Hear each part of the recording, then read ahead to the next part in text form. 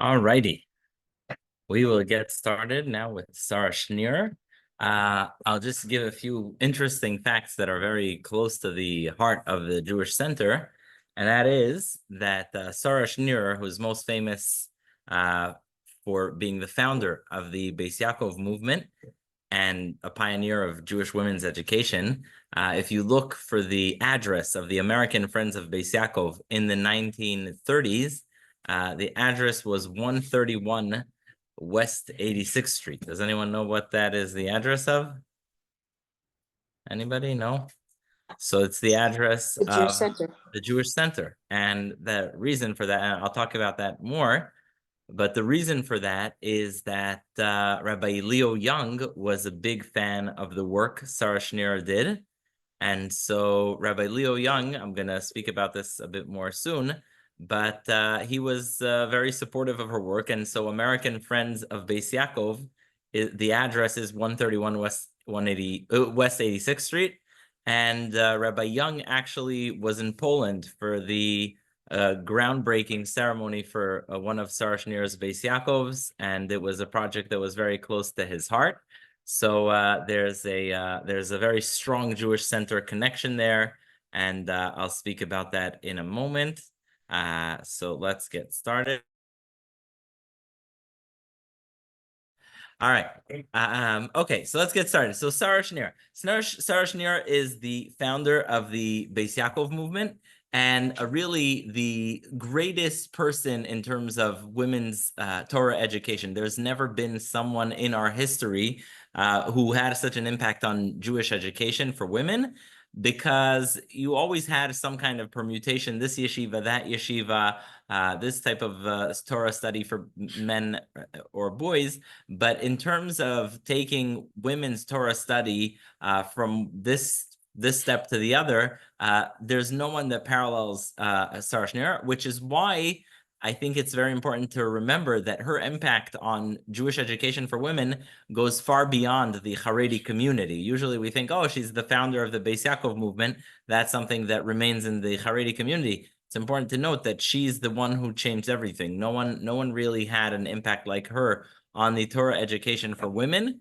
And so she's a transformative figure in Jewish education for women, regardless of denomination or anything. All right. So who is Sara Schenirer? And who is this woman who there are literally hundreds of thousands of women today who consider her their spiritual mother, and literally millions over the past century who consider her to be like their teacher. Okay, so Sara Schenirer is born to a Hasidic family in 1883. And I'm also going to give you a picture of how just general Jewish education has transformed. The Polish community where she lived in Krakow was very influenced by the Austro-Hungarian Enlightenment, and they made laws that were saying that basically everyone has to get an education.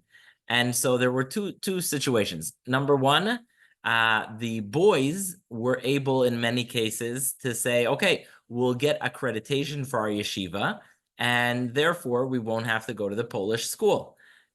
In other cases where there wasn't such a scenario, what the Jewish families did, they said, okay, we're going to flood the public schools with Jewish girls, and that way no one's going to really care that our children are in unaccredited, that our boys are in unaccredited yeshivas. And that's what happened. But basically growing up, the divergence between what Jewish boys were doing and what Jewish girls were doing was huge. And so even before this, at the time, Jewish boys would get education that went about till 4th grade, and Jewish girls got an education that the benchmark of a successful Jewish education for a girl would be that she knows how to read from the Siddur. So those were very low standards. So again, a Jewish girl, the ideal was that she can daven from a Siddur. The ideal for a Jewish boy was that he can do a little more than that, and then some boys made it even farther. Interestingly, Jews did have the highest literacy rate at the time. It was at about 60%, And by the way, you compare that with today, where it's pretty much close to 100%. So thank God for that. But the Jews were very literate, but because the standards in the world were so low, that literacy didn't mean a great deal. Sara Schenirer goes to school, and she's going to public school. Remember, every Jewish girl at the time is going to public school. She goes to public school, she starts getting an education, and she graduates. She goes all the way until 8th grade. Once she gets to 8th grade, that's already considered a very high level of education. She studied Polish, she studied German, and she's very literate and knowledgeable. And at the same time, she has to go work because she already maxed out on her education. 8th grade is already like, wow. She goes and she becomes a seamstress, and at the time she's a seamstress. She starts looking around, and she's terrified by the state of Jewish girls in Poland, where the Jewish girls have very little Jewish education, and the Jewish boys have often a very high level of Jewish education. So this disparity strikes her. It hurts her soul that she. Oh, I see. See, we have more people joining in, so I'm just gonna throw in what I started off with, which is we're speaking about Sara Schenirer, but there's actually a very personal connection here because Rabbi Young was a big fan of the work she did, and actually the address, if you look at the address for American Friends of Beis Yaakov, the address is 131 West 86th Street, because Rabbi Young was the leader of the American Friends of Beis Yaakov in Poland, and he was a big fan of the work Sara Schenirer did. And so it has a personal touch. Just by the way, reading into this, I was amazed by Rabbi Young, how many organizations he was able to support in the 1920s, 30s, 40s. And interestingly, he was a huge supporter of the Agudas Yisrael, and that only stopped in 1948 after the Aguda refused to be fully on board with the Zionist movement. That's when he kind of broke with them. But he was definitely an early supporter of Sara Schenirer, and so there's a great connection there. At the time, the Jewish girls in Poland got zero Torah education, and she writes. She manages a great diary, and she writes about the Hasidic custom, which some people do today. Is anyone familiar with the movement of people going for Rosh Hashanah to Uman and places like that? Anybody ever hear of such a thing? Yeah. So that's not a new thing. People in Poland used to go, Hasidic Jews used to go to their Rebbe for the high holy days and for other holidays. And so Sara Schenirer looks at this and she writes about what the holidays of Jewish women look like. So, and compared to the Jewish boys and men. Think about that. Your brothers and your father go on a 3-week journey to the Rebbe, wherever he is, Ger, Belz, Tzanz, and you stay home for the high holidays. Some girls went to shul, some didn't go to shul. Actually, going to shul even was discouraged for girls at the time. And so the spiritual emptiness for Jewish girls at the time was incredible. And this is all while, the late 1800s, early 1900s, this is while Polish girls are starting to learn how to read and write and participate in theater. And it's the women in Poland are having this renaissance. Around the world, you have the voting rights movement, the suffragists in America. And meanwhile, for Jewish girls, there's really, it's like they're stuck in way back, in the 15th century or something. So this is what she senses. It really bothers her, and she dreams of the day that she can help her Jewish sisters have a spiritual experience. Her father came from a Hasidic family, from the Belzev family. And again, she feels the spiritual emptiness that Jewish girls experience. I'll just tell you a shocking statistic that will make you completely shocked. We think about assimilation. You think about Germany, France. In Krakow, around the year 1900, let's take guesses. How many Jewish girls in Krakow around the year 1900 convert to Christianity? I'm happy to take number guesses. Anyone want to try and guess how many girls in Krakow were converting to Christianity around the year 1900? Anyone? You can unmute if you want to say. So in around the year 1900, there are about 400 girls converting to Christianity. Yeah. Yeah, absolutely astonishing, staggering. And this is most expressed in something called the Aratin affair, where the daughter of a very wealthy, successful Hasidic Polish Jew, her name is Mishlina Aratin, she flees her home, and the father calls the police. They look for her, and eventually she's found in a monastery nearby. She says, I don't want to come back home. I'm converting to Christianity. Now, it's important to note that even though this is more than 100 years ago, there was law, there was order. And so the father goes to the police, writes to the Pope even, and he says, look, my daughter is becoming Christian and it's against the law. She's 14 years old. So they send in the police to investigate. They find out she's actually 15, which is the age of independence there. And she testifies that she didn't like the way her parents' home was running. She felt like she's being mistreated. She converts to Christianity. But this story shakes Polish Jewry because you have a Jewish girl fighting her family so that she can become Christian. And it's, usually you have the image of the Jew being dragged for a forced conversion or something. She rebelled. She wanted to convert. And that's really a earthquake for Polish Jewry, realizing that Polish Jewish girls have no Jewish education. They're getting excellent education in public school. They can go to universities, but in terms of Jewishly, they can't learn anything beyond the Aleph Beis. There's a very famous person who wrote a letter. He says, look, if there's anything you want to do now, it's you should support the education of Jewish girls, because look at the discrepancy. You have, imagine today, by the way, I'll help everyone visualize it. Everyone familiar with Barnard College, right? Imagine if you made a rule that all the Jewish girls in Barnard College have to marry guys that learn in the Satmar Yeshiva. Those marriages wouldn't be successful, right? It would be the gap would be, between the Satmar guys who are speaking only Yiddish and learning in yeshiva and the girls who are in Barnard with a very broad education. That wouldn't go well together. But that's what was happening in Poland. The Jewish boys were getting yeshiva, Hasidic life. They were enthusiastic. They were traveling to the Rebbe for Rosh Hashanah, Yom Kippur, and the Jewish girls got basically nothing. The highest attainment you can have as a Jewish girl, the greatest success, was to know how to read the Sidur. So this is the situation that Sara Schenirer looks at. Thousands and thousands of girls are either leaving home or just not wanting to marry someone religious. Basically, it's a tough situation.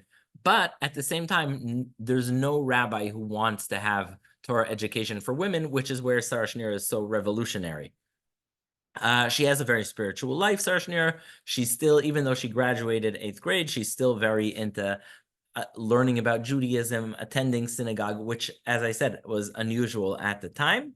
And she writes in her journal in the year 1909 that she dreams of one day bringing her Orthodox sisters back to Judaism.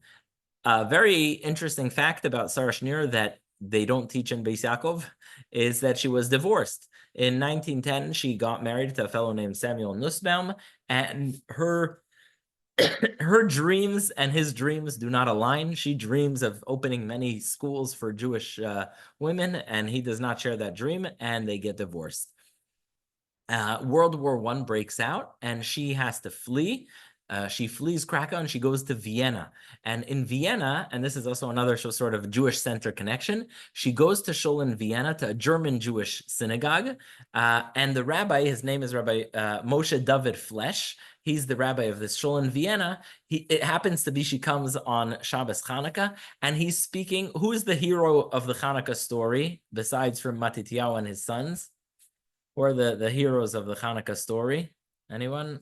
The heroes, you have Yehudit, right? So there's a lot of female heroism there. And the rabbi speaks about the incredible heroism of Jewish women and the role Jewish women can play. And she's absolutely transformed by this speech. And she decides that Rav Hirsch-style Judaism is what she believes in. She really gets into the whole concept of Rav Hirsch Judaism, which is articulate, that looks to understand things in depth. and also does not oppose Jewish education for women. So she picks up the whole Rav Hirsch thing from this Rabbi Flesch, who tragically was later killed in a I forgot which concentration camp, but he was killed by the Nazis in the Holocaust. And she decides, you know what, I'm going to go right ahead and I'm going to open a Jewish school for women in Poland. Now, remember, not a single rabbi in Poland wanted to do that. So what do? So how do you get the blessing of the right? Now, I just want to say something very important. There are two lectures I can give right now. There's two different lectures. You go online, you'll find two lectures about Sara Schenirer. One lecture, you're going to find people speaking about the feminist revolutionary who brought Jewish education for women. And then you'll also hear others speak about a completely different Sara Schenirer, who is the Sara Schenirer who saw Judaism under attack and the dangers of modernity destroying so many Jewish homes and taking away Jewish women, and how she saved Jewish women. So which is the real Sara Schenirer? I don't think we'll get a perfect answer, but I think we can all probably assume it's somewhere in the middle, right? Somewhere in between her being like this rebel who's trying to change everything around, and or someone who's just trying to actually conserve Judaism and keep all the girls on a traditional path.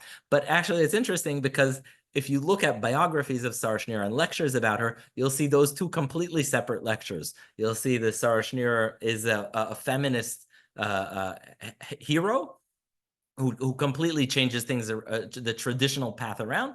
And you'll see lectures Sara Schenirer as the tzaddikus that does everything to fight off the fact that so many Jewish girls are becoming non-religious. So we'll assume it's somewhere in between. All right, so she decides she's going to open a school, and since she comes from a family of Belz Hasidim, she asks her brother to go get a bracha for her, to see if the Rebbe agrees to it. The Rebbe at the time is vacationing. There's a vacation city called Marienbad, and he says bracha v'hatzlacha. Likely, he didn't, you should always check the letters before you sign. He didn't know what she was talking about, to be honest, because later when she opens Beis Yaakov, Belz are against it. That's why all the Belz girls' school today are called Benos Malka, because they didn't sign on. But anyways, the brother says, my sister wants to open a school for Jewish girls. Maybe he didn't think it would even materialize. He says, bracha v'hatzlacha, whatever. He blesses it. But she goes around and she has a blessing from the Rebbe. That's good enough for her. And she starts a school. Now, what's her job? She's a seamstress. So what's the best way for her to get students for her school? Customers. If you ordered a dress, you get daycare. Basically, if you order a dress with Sara Schenirer, the seamstress, she comes to you and says, hey, you have a daughter who's kindergarten age. Do you want to send her to my school? And so in 1917, she opens her first school and she asks her clients, she goes through the Rolodex. I don't know if they had a Rolodex then, probably not, but she goes through her Rolodex and she says, whoever used my services as a seamstress, come please send your children to my school. She opens it and there are 25 students.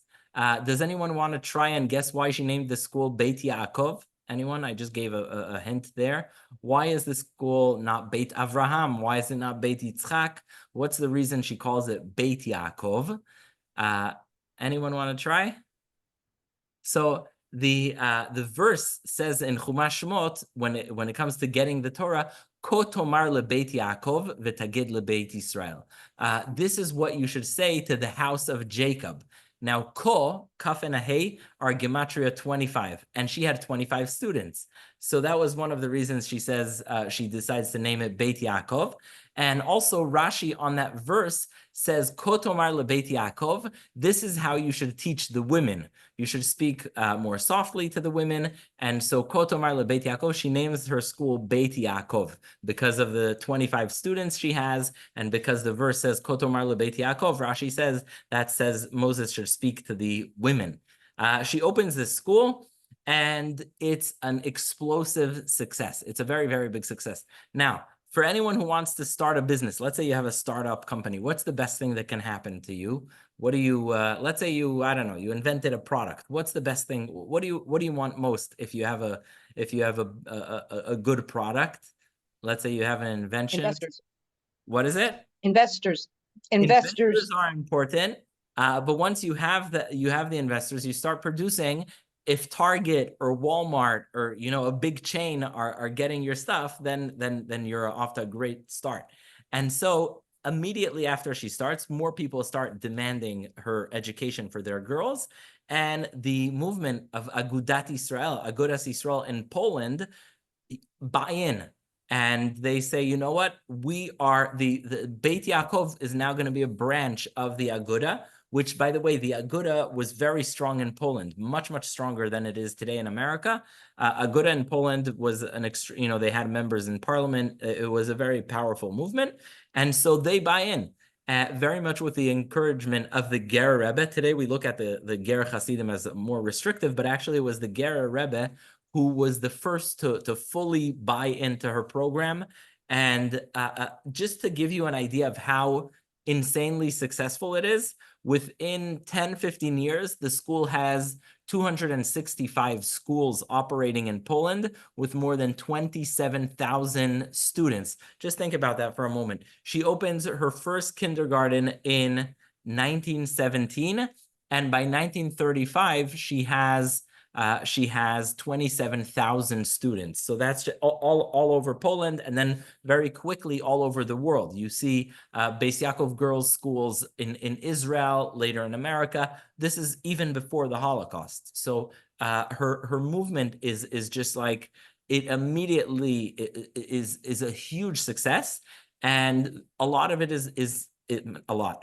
a huge amount of it is because of her. She was an extraordinary organizer, fundraiser, writer, and her charisma was just incredible. To this day, they don't call her Sara Imenu, but many Beis Yaakov students call her Imenu Sara.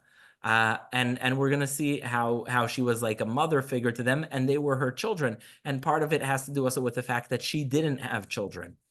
So these were her daughters. The Beis Yaakovs today refer to her as Imenu Sara. She referred to her students as her children because she didn't have children, and she loved her students like her own children.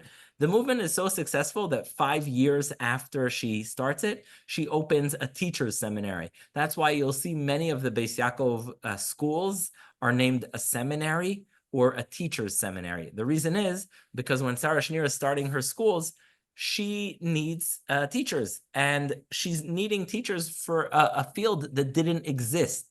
Meaning the concept of, it's just important to understand what a transformative person she is. The concept of teaching Jewish women anything Jewish did not exist. It did not exist. There was no such a thing as teaching Jewish women in an organized fashion. Yeah? Rabbi, so who in turn were the teachers in all these institutions? Did they have male teachers? So it's interesting. Today, I don't think this would happen, but in those days, when you went to her teacher's institute, sometimes you would study for a month and then go on to become a principal. I don't think you can go today. Well, it was some graduates of her schools, but you see in Eastern Europe and more in Russia, the Novardok yeshivas also having an idea like that, where they would like take a 19-year-old, send them to a yeshiva and tell them to open a yeshiva. Chabad also have a similar concept, right? Someone becomes a shliach. Often when they're 24, they'll open a Chabad house. So this is a movement of, it's a mass, it's a mass movement, right? It rapidly growing. I had to know one chapter beyond what the class was learning. what they, so look, in some cases, in times where you have huge social upheaval, people do that. So I think it was Esha Torah I think they were criticized that like in the 1960s, 70s, they had guys who became Orthodox and a year later were opening branches in America of their version. These things do happen when a religious movement is in rapid expansion. And you can imagine the demand, because if you're a mother in Poland at the time, if you're a Jewish mother, and you see what's happening, where all the Jewish girls are going to the gymnasiums and have no interest in religion, you want to give your children an education. And part of the reason her education was so successful and popular is because she did believe in having good secular education. She taught good Polish. She taught good German. They even had a gym class, which is very unusual. Think about that, right? They had a gymnasium. Sara Schenirer was also very into plays. She was a playwright. So to this day, those familiar with the Beis Yaakov school system, they have a yearly production. It's like they call it a production, which probably comes from the Yiddish or Polish. But to this day, if you have Beis Yaakov in Manhattan, they have a production, and that comes from Sara Schenirer. So her commitment to a sort of a liberal arts education that's what gave her the credibility for the Torah education. People knew that if you send your kids to her schools, they will get they'll know Polish well, they'll read, they'll write, they'll have plays, they'll have gym. And because she was so committed to all that, and it was part of who she was, that's why people trusted her, which is why I come to say that it's really impossible to portray her either as a change-seeking feminist or as a tradition-seeking conservative, because she's really a mix. She really is deeply committed to Judaism in a very profound way, but she also does believe in the general education side. She does believe in studying the languages. She does believe in being a playwright and having a gym class and having trips. She was very into, it's similar to some of the Hasidic movements. She was very into taking walks in the forests and teaching in nature. And by the way, that's something I don't think in America that works as much, but in Israel, it's definitely part of the Beis Yaakov spirit, where they go a lot on trips, and that is part of the education system. So she's very, very committed. And because the Aguda are also part of it, it takes on a very organized fashion. There's two educators that write an organized curriculum. One's name is Dr. Leo Deutschlander, and the other is Dr. Judith Rosenbaum, both what we would call Yeki Jews, German Jews. And she's not cutting corners. Yes, her seminary, you can come out after a month being a principal, but she is committed to the highest standards of education. She gets accreditation from the Polish government. And so if you're a Jewish mom at the time, you're like, or dad, you're like, this is a breath of fresh air, because you can send your child to an accredited school and they'll get an education, and they won't turn on Judaism. They won't, look at Judaism with scorn, which is what was happening in Krakow and other parts of Poland at the turn of the century in the 1900s. And so the fact that she has such an integrated curriculum is very much in the spirit of the Rav Hirsch school of thought, the German Jewish school of thought. And she's very explicit about the fact that Rav Hirsch inspires what she's doing. And it's really, I don't know the number of Jewish, maybe someone here knows. I don't know the number of Jewish students in Orthodox schools in Germany at the time, but it is possible that her educational system of her branch of German Jewish education is more successful in Poland than it is in Germany. Meaning the fact that you have a school that's fully Orthodox and also has high academic standards, that's very much in the spirit of Rav Hirsch, and it catches fire in its popularity. Like I said, by 1935 they have more than 27,000 students and 265 schools, and it only continues growing. Obviously, you have the horrors of the Holocaust, but after the Holocaust, also you have more Beis Yaakovs being opened with the sort of Jewish education trying to, build itself again. In 1924, Sara Schenirer she starts something called the Beis Yaakov Journal. And you know how people today do sometimes homeschooling in rural areas? They do with the internet. Anyone hear of something like that, where you have homeschooling and they use the internet? She starts what she calls a Jewish education for 1 ruble a week, where if you live in a rural area, you can subscribe to the Beis Yaakov Journal, and she's going to help you educate. It's revolutionary. They have on YouTube some educational channels. So she thought of it then. She's like, in 1924, she said, I'm going to open a Beis Yaakov Journal, And anyone who's doesn't have a Beis Yaakov school in their town will be able to educate their child with this newsletter, this journal that I'll send their way. And again, this is also very helpful that she's a playwright. She's very into writing. I just want to mention again, big shout out. I think this is the best place to do this. Big shout out to Rabbi Young, because Rabbi Young is a big supporter of her work.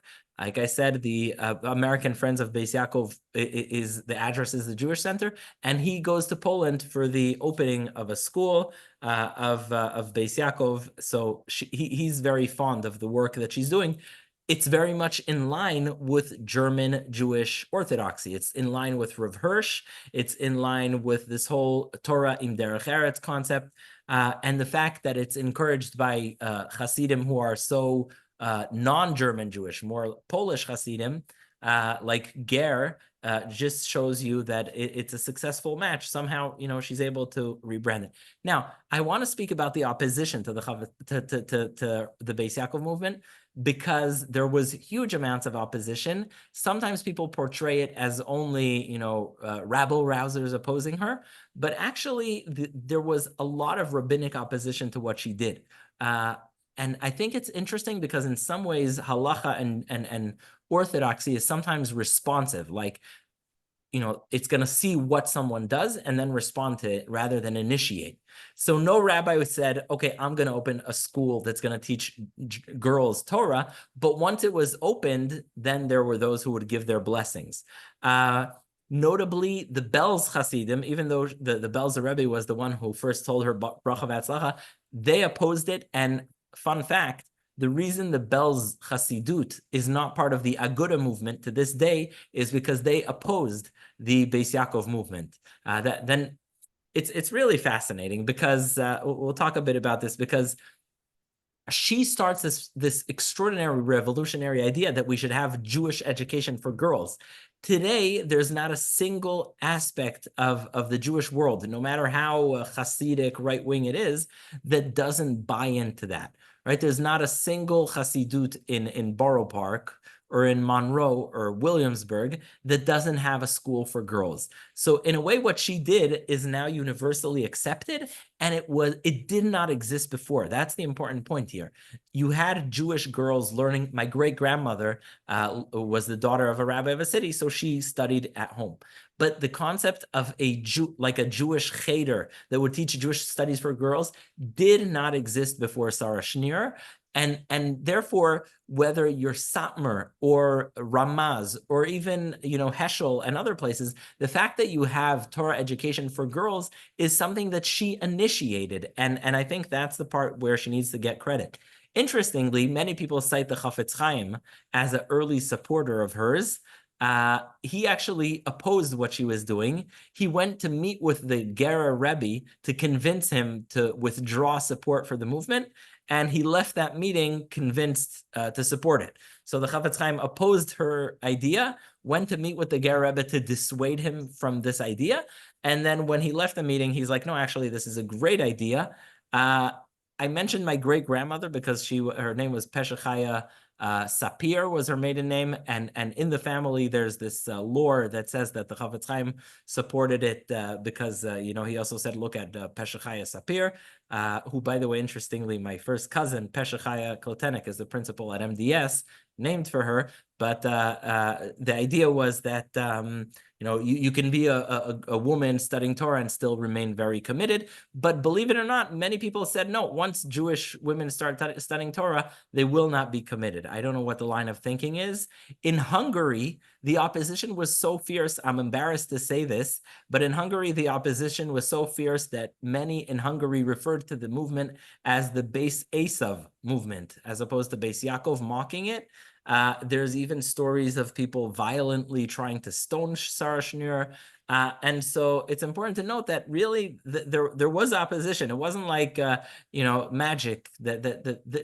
It was really the need for it created its popularity, which showed the rabbis, how important this was, but it's very much, I would say, a bottom-top movement. It's a movement that's driven by the Jewish people. It's not necessarily driven by the rabbis, and it's driven by Sara Schenire's charisma, logic, faith, the fact that she was so devoted to Judaism, so sincere about her Judaism, that let people have faith in her, and it also let her not have to ask rabbis, meaning she had such, I don't want to say electoral power, but when you have tens of thousands of girls studying in your Jewish school, you don't need the approval of rabbis for everything, right? I can't imagine that if she went to the rabbis and said, what do you think about me having gym classes? What do you think about me having drama classes?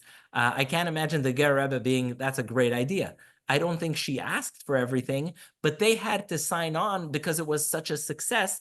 And the alternative of your girls either converting to Christianity or becoming secular was, that was such a real option. She often said that she referred to the verse that the Ger Rebbe used, Eis lasos la Hashem heferu torasecha, which is a verse that was used to justify writing the Mishnah, where sometimes Judaism is threatened that you have to compromise your previous rules, right? So nobody wrote Torah Shebal Peh, and then the Torah was being forgotten. So Rabbi Yehuda Nasi said, Eis lasos la Hashem eferu torasecha. Sometimes you have to break the rules to keep Judaism, and therefore he wrote the Mishnah, even though there's a prohibition on writing Torah Shebal Peh. Similarly, the Ger Rebbe said about the Beis Yaakov movement, Eis lasos la Hashem eferu torasecha. So in a way, it's sort of this like, a Bedieved support.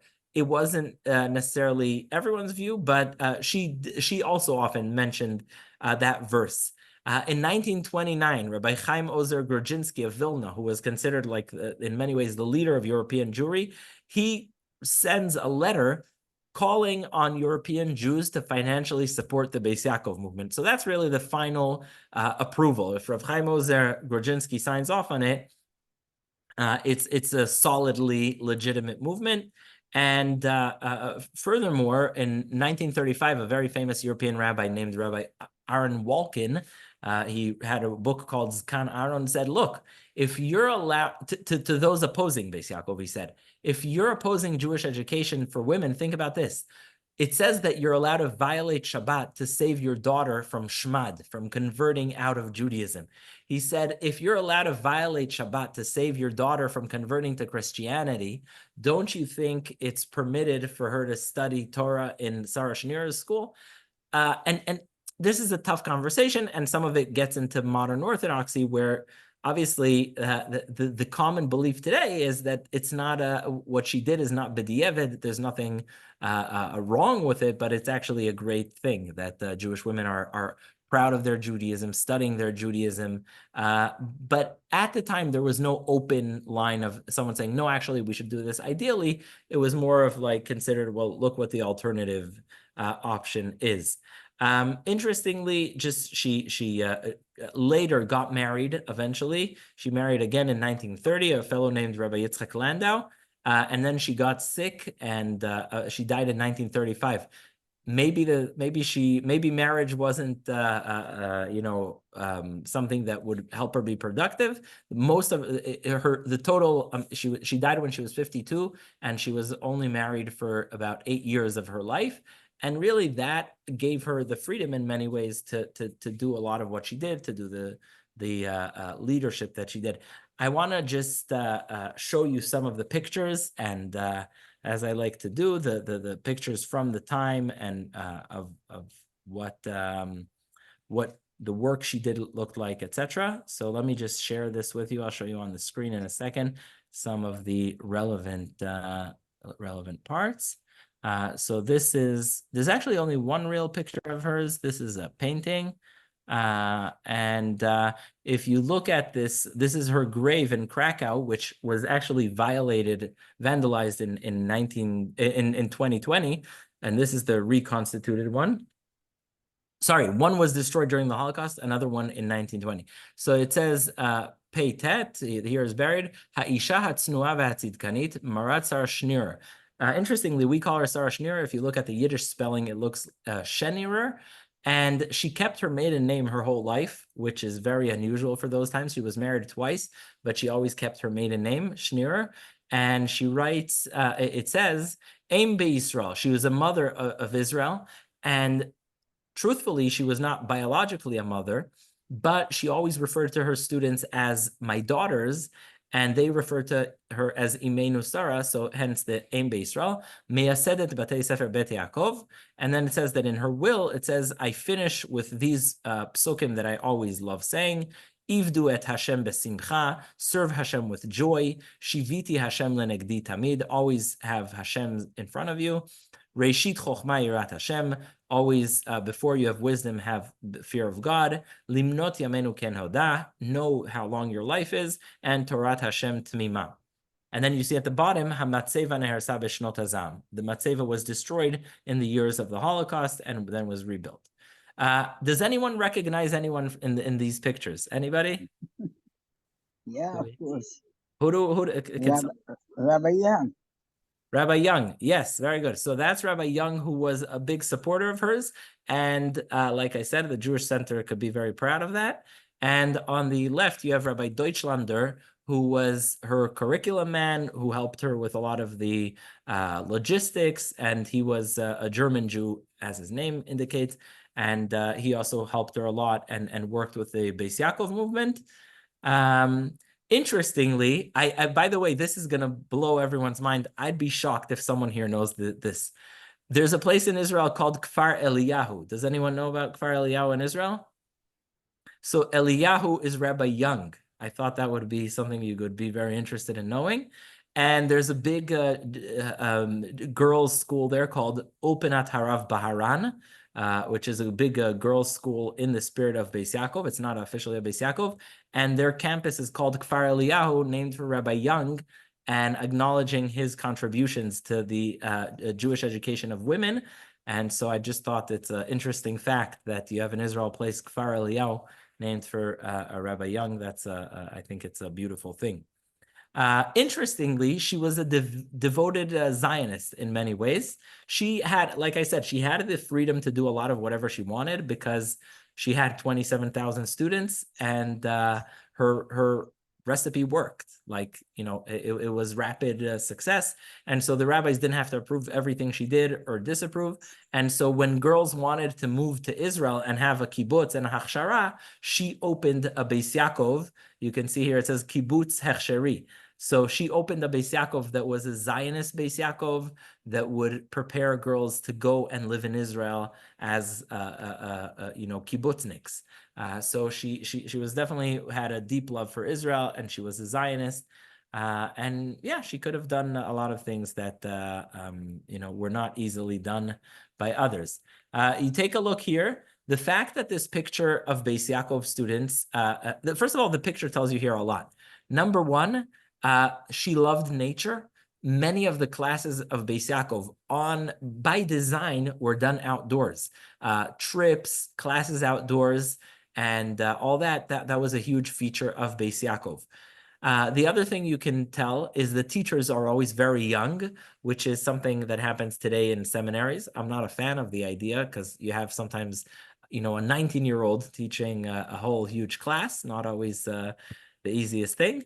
And she also had the concept of a uniform. So everyone had to have a white collar. That was the uniform. You had to have a white a shirt with a white collar. And this is one of the many, many, many Beis Yaakovs that within her lifetime, she got to see hundreds of Beis Yaakovs.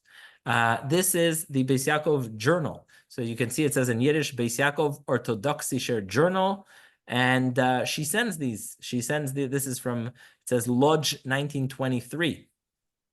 And if you look here, the number one or two item here is essays by Rabbi Dr. Shamshin Rafal Hirsch Zatzal.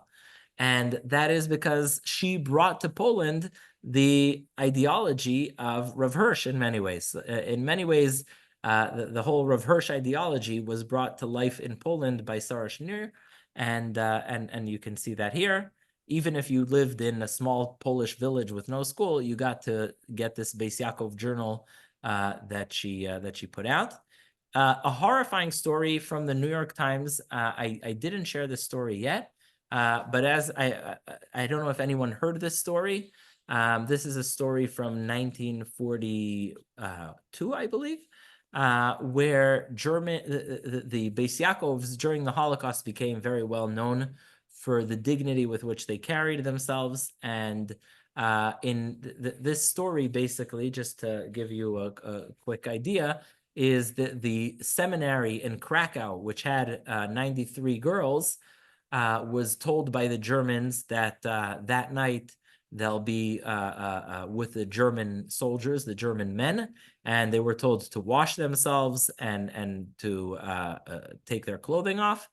And they actually prepared for this possibility. They had poison. And the last letter that actually came to America from there, I don't know if she took the pill already or not, but one of the women who were the heads of the schools wrote the details of the story. She says, by the time you get this letter, I'm not going to be alive. And the Germans want to force us to, to this degradation. And we're all going to take poison. And they were very proud of it. And it's a story that resonates in the lore of Beis Yaakov about how these are the martyrs who were willing to do that. And so you see here, 93 choose suicide before Nazi shame. Jewish teacher and students in Warsaw School foil plan to force prostitution, and most importantly, letter describes ordeal. The letter did make it, and that's an amazing thing, that it made it out, even though they all killed themselves. And so that's the story of the 93. If you go to obviously, this is not something they'll teach in elementary school, but if you go to Beis Yaakov High School, they do speak about this because of the way her students carried themselves. Interestingly, Sara Schenirer wrote a theme song for Beis Yaakov. And if you look at it, what's the first thing that stands out at you? What would you suspect? Who wrote this type of song? The name of the song is Ivriyot Anachnu. What does that sound like? Anybody? I can play the music. I don't know if you guys want to hear the tune, but I do also have the tune. It was not hard, not easy. What? The time of Egypt. Sorry? I missed that. What is it? The Ivriyot. Ivriyot, yes. Yeah. Yeah. So if you wondered whether she was a Zionist or not, or how committed she was to Hebrew, you got your answer here.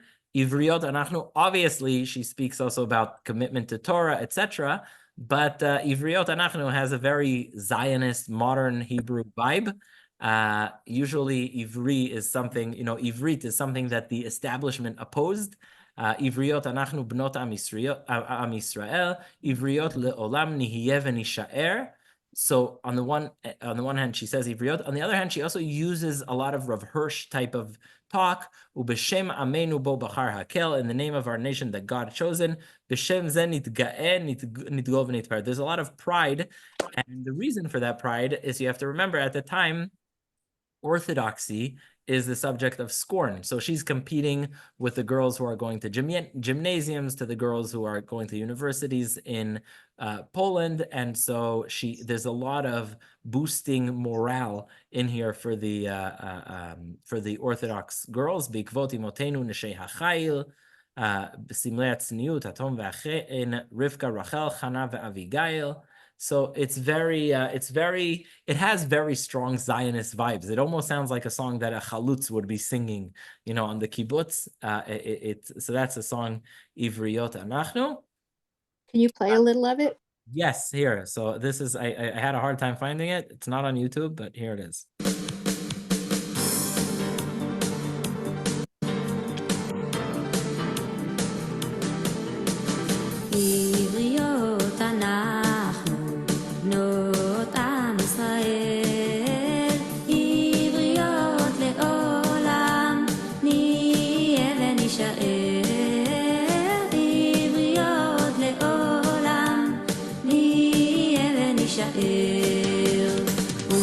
Share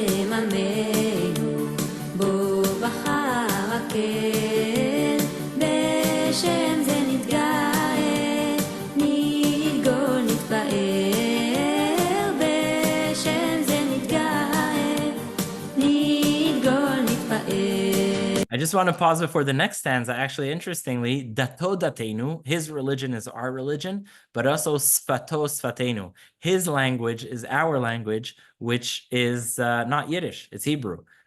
So there's definitely that side to it. That's a more modern twist. Almost anu hapalach. It almost, you know what? I was like, where Yeah. does this sound familiar? And you know what? Exactly, you nailed it. It's like mi saviv yehu masar. Wow. Yes, you know what? I'm gonna go and Same check melody. because it's so similar. Wow. Yes. Okay, so it definitely has a very Zionist vibe to it. So yeah, that's the story of Sara Schenirer. Like I would say, like every woman that we spoke about until now, she too does not get enough credit. People see her as the founder of a Haredi school movement, when in fact she is the first person to institute education, formal education for Jewish women. There's no one else who did that. And every kind of later permutation of education whether you're in later, some Hasidim, when they opened similar ideas, they just called it different names. So Satmar is called Benos Rachel, Belz is called Benos Malka, Bobov is called Benos Tzion. Some of them teach much more Judaics, more similar to Sara Schenirer. Others teach less. But the bottom line is, what no one can change is that she's the first one to institute Jewish education for women. And that's an extraordinary thing. Today, like I said, there's probably millions of Jewish women who've studied through the system that she created.